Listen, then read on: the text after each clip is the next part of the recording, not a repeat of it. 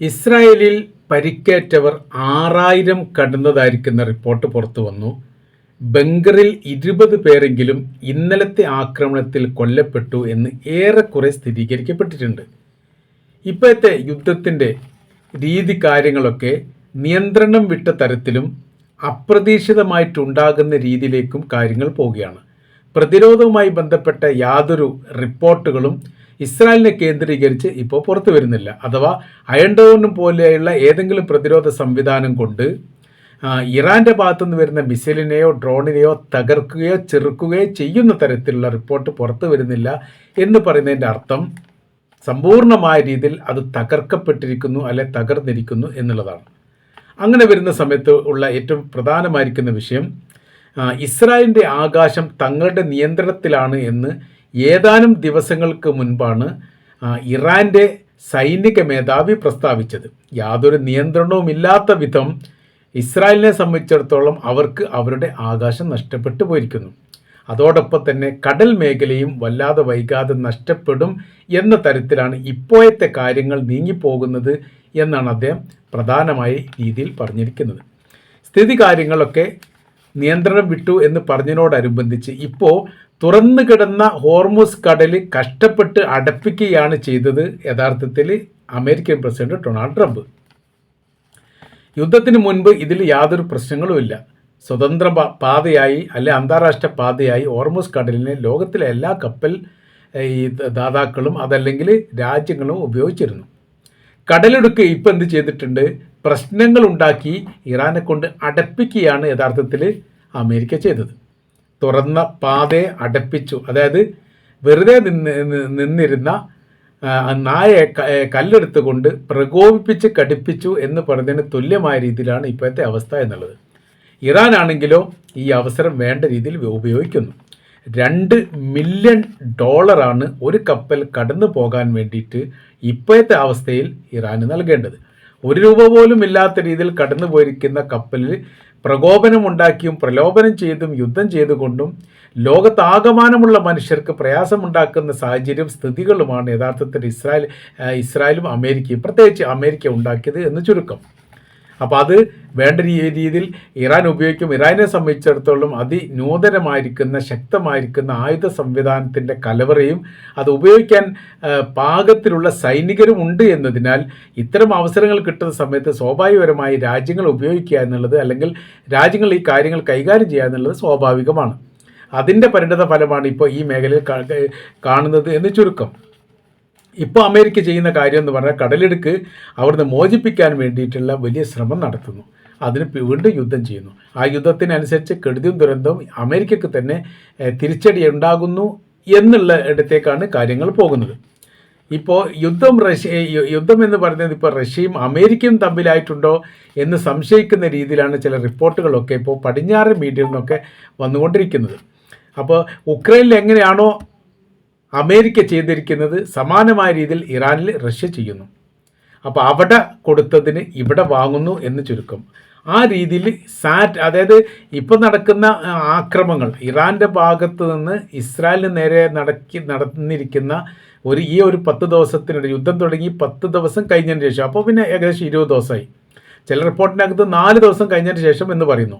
അഥവാ പറഞ്ഞ root clear ആണെങ്കിൽ യുദ്ധം തുടങ്ങി 4 ദിവസം കഴിഞ്ഞതിന് ശേഷം ഇസ്രായേലിലേക്ക് തൊടുത്തു വിടുന്ന ഇറാൻ്റെ ഒരു മിസൈൽ പോലും താളം തെറ്റിയിട്ടില്ല, ലക്ഷ്യം തെറ്റിയിട്ടില്ല, വളരെ കൃത്യതയോടുകൂടി പതിക്കുന്നു. എങ്ങനെ ഇങ്ങനെ പതിക്കുന്നു എന്ന് ചോദിച്ചാൽ അതിൽ അന്താരാഷ്ട്ര തലത്തിൽ അല്ലെങ്കിൽ ലോകാടിസ്ഥാനത്തിലുള്ള വലിയൊരു രാജ്യത്തിൻ്റെ സഹായമില്ലാതെ ഒരിക്കലും സാധ്യമല്ല. അഥവാ റഷ്യയാണ് ആ റൂട്ട് ക്ലിയറാക്കി കൊടുക്കുന്നത്. കൃത്യമായിരിക്കുന്ന സാറ്റലൈറ്റ് ചിത്രങ്ങൾ ഇറാന് നൽകിക്കൊണ്ട് ഇറാൻ്റെ മിസൈലുകൾ ഉപയോഗിച്ചോ അതല്ലെങ്കിൽ കൊറിയയുടെ മിസൈൽ ഉപയോഗിച്ചോ തന്ത്രപ്രധാനമായിരിക്കുന്ന മേഖല ലക്ഷ്യം വെച്ചുകൊണ്ട് അവർ ആക്രമിക്കുന്നു. അത് ആക്രമണം ലക്ഷ്യം കാണുന്നു, അതിൻ്റെ പ്രതിഫലനങ്ങൾ കാണാൻ വേണ്ടി സാധിക്കുകയും ചെയ്യുന്നു. ഈ രീതിയാണ് ഇപ്പോൾ തുടർന്ന് വരുന്നത്. ഇപ്പോൾ 2 കപ്പലുകൾ യുദ്ധവുമായിട്ട് ബന്ധപ്പെട്ട് ഈ മിസൈലുകളും ആയുധങ്ങളും സംവിധാനങ്ങളും അതോടൊപ്പം തന്നെ യുദ്ധവിമാനങ്ങളും വഹിച്ചുകൊണ്ടുള്ള 2 കപ്പലുകൾ ഏതാനും ആഴ്ചകളായി അല്ലെങ്കിൽ ഏതാനും ദിവസങ്ങൾക്ക് മുമ്പേ ഈ രണ്ട് മേഖല കേന്ദ്രീകരിച്ചുകൊണ്ട് മെഡിറ്ററേനിയൻ കടലിൻ്റെയും അറേബ്യൻ കടലിൻ്റെയും കേന്ദ്രങ്ങൾ കേന്ദ്രീകരിച്ചുകൊണ്ട് എത്തിയതാണ്. ഒന്ന് ജെറാൾഡ് ഫോർഡ്, അത് മെഡിറ്ററേനിയൻ കടലിൽ; അബ്രഹാം ലിങ്കൺ, അത് അറേബ്യൻ കടലിൽ. എന്നാൽ ജെറാൾഡ് ഫോർഡിന് പെട്ടെന്ന് അപ്രത്യക്ഷമായി എന്ന് പറയുന്ന സമയത്ത് ഇതിന് നേരെ ശക്തമായിരിക്കുന്ന ആക്രമണം, വളഞ്ഞു നിന്ന് ആക്രമിക്കുന്ന പ്രവർത്തനം ചെയ്തു എന്നുള്ളതാണ്. അപ്പോൾ ഇത് ഏറെക്കുറെ രാത്രിയാകുന്ന സമയത്ത് പിറകോട്ട് അങ്ങനെ വലിഞ്ഞു പോകുന്ന സ്വഭാവം സാധാരണഗതിയിൽ യുദ്ധക്കപ്പലുകൾ ചെയ്യാറുണ്ടാവും. കൃത്യമായിരിക്കുന്ന ഒരു ലക്ഷ്യത്തിൽ തന്നെ അത് നിൽക്കില്ല, അത് ചലിച്ചുകൊണ്ടേയിരിക്കും. അപ്പോൾ 500 നോട്ടിക്കൽ മൈലാണ് ഒരു ദിവസമെങ്കിൽ പിറ്റേ ദിവസം നോക്കുന്ന സമയത്ത് ചിലപ്പോൾ 700-800 നോട്ടിക്കൽ മൈലായിരിക്കും. പിന്നെ അതിനേക്കാൾ കൂടും, പിന്നീട് അത് കുറഞ്ഞു വന്ന് 500 മൈലിലേക്ക് എത്തുകയും ചെയ്യും. അത് എങ്ങനെയൊക്കെയാണ് നടക്കുന്നത് എന്ന് പറയാൻ വേണ്ടി സാധിക്കില്ല. പക്ഷേ ഇവിടുത്തെ വിഷയം എന്ന് പറഞ്ഞാൽ ജെറാൾഡ് ഫോർഡ് ആണെങ്കിലും അബ്രഹാം ലിങ്കൺ കപ്പലാണെങ്കിലും രണ്ടിലെയും വളരെ കൃത്യതയോടുകൂടി നിരീക്ഷിച്ചുകൊണ്ട് സാറ്റലൈറ്റ് ചിത്രങ്ങൾ ഇറാന് നൽകിയിട്ട് ഇറാൻ ആക്രമിക്കുന്നു. ഇറാൻ ആണെങ്കിൽ വളരെ കൃത്യതയോടുകൂടി ഇത് ആക്രമിച്ചുകൊണ്ട് തകർക്കാൻ വേണ്ടി സാധിക്കുന്ന രീതിയിലുള്ള സംവിധാനം അവരുടെ കൈവശത്തിലുണ്ട്. ഇതാണ് ഇപ്പോൾ യഥാർത്ഥത്തിൽ ഈ അമേരിക്കയെ തന്നെ ഞെട്ടിപ്പിച്ചിരിക്കുന്ന പ്രധാനമായിരിക്കുന്ന കാര്യം. അപ്പോൾ ഈ ജെറാൾഡ് ഫോർഡ്, അബ്രഹാം ലിങ്കൺ, ഈ കപ്പലുകളൊക്കെ പിന്നീട് വലിയ രീതിയിലുള്ള നാശം സംഭവിച്ചിട്ടുണ്ട് എന്നുള്ള വിവരമാണ് പുറത്തു വരുന്നത്. ലോകത്തെ ഇളക്കി മറിച്ചുകൊണ്ടാണ് ജെറാൾഡ് ഫോർഡ് എത്തിയത്. 65 യുദ്ധവിമാനങ്ങൾ ഒരേ സമയത്ത് ലാൻഡ് ചെയ്യാൻ പാകത്തിൽ നിർമ്മിക്കപ്പെട്ടത്.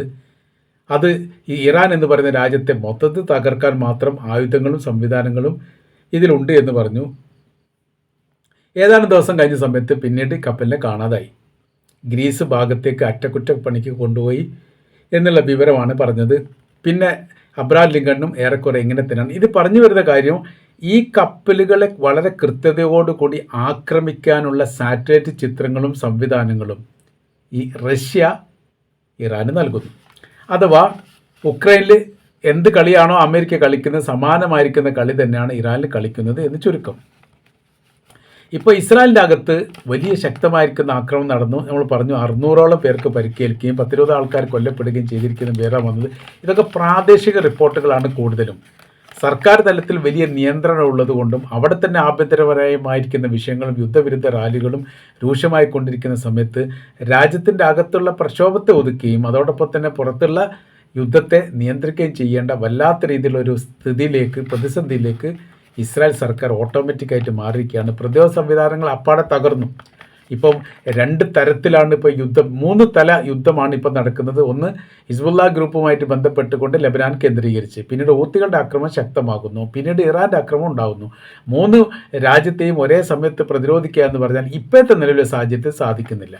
അല്ലെങ്കിൽ അമേരിക്കയൊക്കെ ഒന്ന് പേടിപ്പിച്ച് നിർത്തി നോക്കാൻ വേണ്ടി പറ്റിയിരുന്നു. പക്ഷേ ഇപ്പോൾ അമേരിക്ക തന്നെ യുദ്ധഭൂമിയിലാണ്. വല്ലാത്ത രീതിയിൽ പ്രയാസം ഇവരും അനുഭവിക്കുന്നുണ്ട് എന്നുള്ളതാണ്. അപ്പോൾ ഏകദേശം 18ഓളം രാജ്യങ്ങൾക്ക് നേരെ ഈ കഴിഞ്ഞ കാലങ്ങളിലായിട്ട് ഇറാൻ ആക്രമണം നടത്തിയിട്ടുണ്ട്. ഒരു രാജ്യം പോലും തിരിച്ചാക്രമിച്ചിട്ടില്ല എന്നുള്ളതാണ്. അത് ഇസ്രായേലും അമേരിക്കയും മാറ്റി നിർത്തിയാൽ ബാക്കി ഒരു രാജ്യം പോലും. അതിനുള്ള ധൈര്യം അവർക്കില്ലാതെ പോകുന്നോ, അതല്ലെങ്കിൽ എന്തെങ്കിലും മാരകമായിരിക്കുന്ന ആയുധങ്ങൾ നമ്മളിതുവരെ കാണാത്തത് ഇറാൻ്റെ കൈവശത്തിലുണ്ടോ എന്ന് പോലും സംശയിക്കുകയാണ്. ഈ Saudi Arabia, UAE, Qatar, Oman, Bahrain, Kuwait 6 രാജ്യങ്ങൾ ഇറാൻ ആക്രമിച്ചതാണ്. പിന്നീട് അസർബൈജാൻ, തുർക്കി, ജോർദാൻ, ബ്രിട്ടൻ, ഫ്രാൻസ്, ജർമ്മനി തുടങ്ങിയവരുടെ സായുധ മേഖല അല്ലെങ്കിൽ അവരുടെ ഈ എംബസി കോൺസുലേറ്റുമായിട്ട് ബന്ധപ്പെട്ട മേഖല, പിന്നെ ഇസ്രായേലിൻ്റെ അമേരിക്കയുടെ ഏതായാലും ഉണ്ട്. അങ്ങനെ തുടങ്ങിയിരിക്കുന്ന ഏകദേശം 18ഓളം രാജ്യങ്ങളാണ്. അത് 2 രാജ്യം മാറ്റി നിർത്തിയ 16 രാജ്യങ്ങളും ഇറാൻ്റെ ആക്രമണത്തെ പ്രതിരോധിച്ചു എന്നല്ലാതെ തിരിച്ചാക്രമിച്ചിട്ടില്ല. അതിൻ്റെ കാര്യം തിരിച്ചടി ഭയാനകരമായിരിക്കും എന്നൊരു മുന്നറിയിപ്പ് ഇറാൻ നൽകിയത് കഴിഞ്ഞ യുദ്ധങ്ങളെടുത്ത് പരിശോധിച്ചാൽ അവർക്കത് ചെയ്യാൻ സാധിക്കും എന്ന് ഉറപ്പാണ്. കാര്യം ലോകത്തിലെ ഏറ്റവും തന്ത്രപരമായി മുന്നേറ്റമുള്ള ശക്തിപരമായ രീതിയിൽ വലിയ അഭിവൃദ്ധിയുള്ള രാജ്യമാണ് ഇസ്രായേൽ. അവരെ നിരന്തരം ആക്രമിക്കുന്ന രാജ്യത്തെ സംബന്ധിച്ചിടത്തോളം ഇവരുടെ കൈവശത്തിൽ ഉണ്ടാകുന്ന ആയുധത്തിന് തീർച്ചയായിട്ടും മൂർച്ച ഉണ്ടാകുമെന്ന കാര്യത്തിൽ സംശയമൊന്നുമില്ല. ആ ഒരു പേടി നിലവിലെ സാഹചര്യത്തിൽ ലോകത്തിനുണ്ട് എന്നതിനാൽ ഇവരുമായിട്ട് ഏറ്റുമുട്ടാൻ വേണ്ടിയിട്ട് തയ്യാറാകുന്നില്ല എന്നുള്ളതാണ് ചുരുക്കം. അപ്പോൾ പറഞ്ഞു വരുന്ന കാര്യം, ഒരു ഇറാൻ മാത്രമല്ല, ഇറാനോടൊപ്പം സംഘം ചേർന്നുകൊണ്ടുള്ള ആക്രമണ രീതികൾ തന്നെയാണ് ഇപ്പോൾ കാണാൻ വേണ്ടി സാധിക്കുന്നത്. ഉക്രൈനുമായിട്ട് ബന്ധപ്പെട്ട വിഷയത്തിൽ എത്രത്തോളം പ്രയാസങ്ങൾ റഷ്യക്കുണ്ടായിട്ടുണ്ടോ, സമാനമായിരിക്കുന്ന പ്രയാസമോ അതിൽ കൂടുതൽ പ്രയാസമോ ഇറാനുമായിട്ട് ബന്ധപ്പെട്ട് അമേരിക്കക്കുണ്ടാവണം എന്ന് മാത്രമല്ല, അമേരിക്ക ഇപ്പോൾ അത് അനുഭവിച്ചു കൊണ്ടിരിക്കുന്നു എന്നുള്ളൊരു യാഥാർത്ഥ്യം കൂടി നിലനിൽക്കുകയാണ്. അപ്പോൾ സർവ്വ മേഖല നോക്കിയാലും ഈ അമേരിക്കയെ സംബന്ധിച്ചിടത്തോളം പരാജയപ്പെടുന്ന, അതിൽ മുന്നേറ്റം പ്രയാസമാകുന്ന സാഹചര്യത്തിലേക്ക് നിലവിലെ യുദ്ധത്തിൻ്റെ സംവിധാന കാര്യങ്ങളൊക്കെ എത്തിയിരിക്കുന്നു എന്നാണ് ഈ റിപ്പോർട്ടിൻ്റെ അടിസ്ഥാനത്തിൽ നമുക്ക് മനസ്സിലാക്കാൻ വേണ്ടിയിട്ട് സാധിക്കുന്നത്.